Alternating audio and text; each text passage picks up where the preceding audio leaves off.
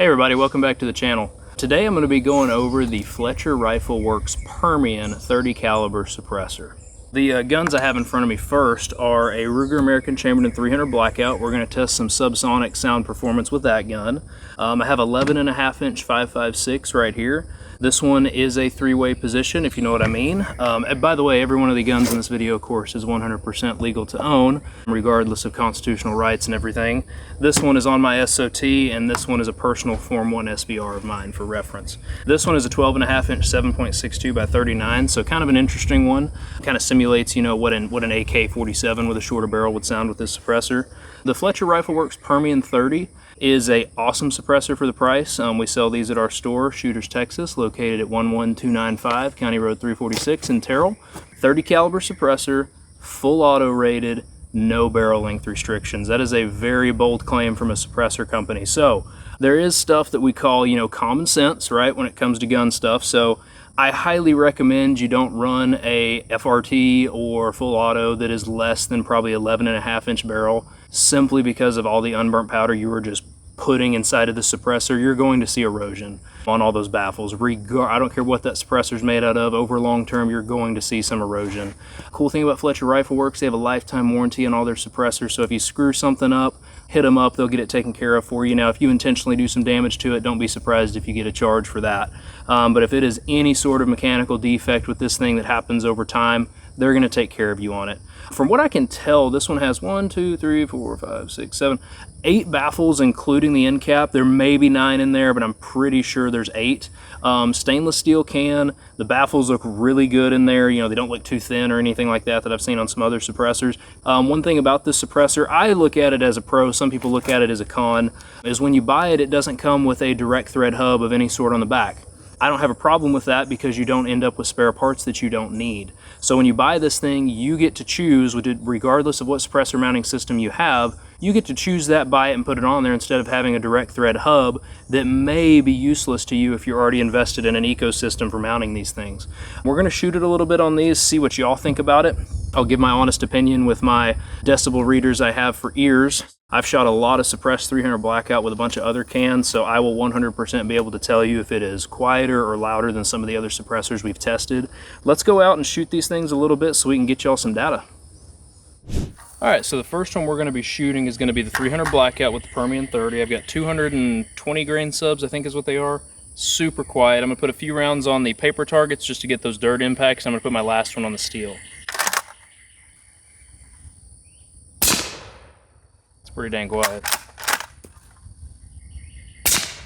So first round pop out of the way, second shot, I mean, I don't know that it gets much quieter than that, honestly. The Vendetta, the longer Vendetta from Lone Star silencers may be a touch quieter than that, but this thing is pretty stupid quiet.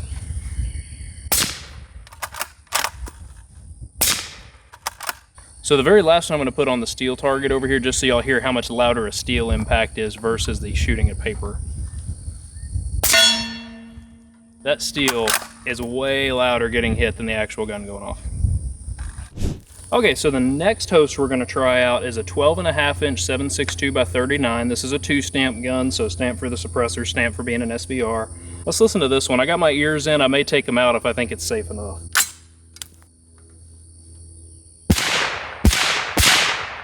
That's not bad. I'm going to pop my left ear out and see how loud that is.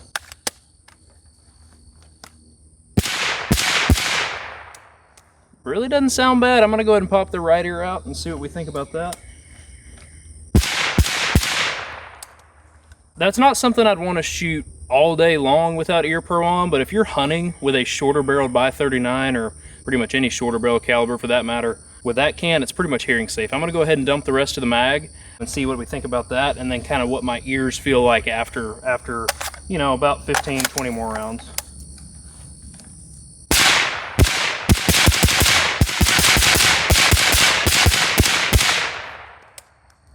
Touch gassy back here.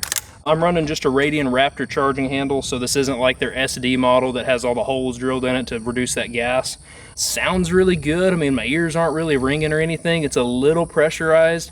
I'll say this, I'm not going to touch the suppressor, but honestly, handguard around it isn't too hot to touch. I mean, it's warm, but that was a full 30 round mag of by 39, so That's saying something that I can hold it like that. I wouldn't touch the cam like that, but back here where that knurling is on the suppressor, I've been told that companies that do that, it helps radiate that heat a little bit quicker than the rest of the suppressor. Don't know if that's 100% true, but I'll tell you this, I'm really surprised that I can hold it there and it not be burning my hand off right now. So that's impressive. All right, so the last one we're gonna be running is my 11.5-inch 5.56 with that suppressor on there. This gun's been giving us a couple issues under FA fire, so I may try the last few rounds and see if it works like it's supposed to, but next time I'll have one of my better ones or have this one working like it's supposed to. I'm gonna try it with my ears on first, see what we think. That sounds even better than the By 39 did. I'm gonna go ahead and take both of those out. Oh yeah. I mean, yes, it's loud downrange, but right here, that's pretty good for 11.5 5.56 through a 30 cal cam. I'm hoping, I don't know for sure, but I'm hoping that they make a 5.56 version of this suppressor that'll sound even better on these 5.56s. I'm gonna shoot about 5, maybe 10-ish rounds and then see if I can get it to work like it's supposed to.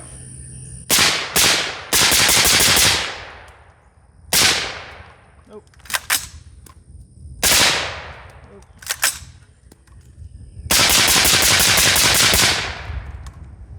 No ringing at all, guys. That's pretty dang impressive. Like I was saying, I've been having some cycling issues under FA, so I tried. But anyway, this is one of those cans, guys, that I would hands down put on any SBR of yours, or if you got a short barrel pistol, you know, in 5.56 or something.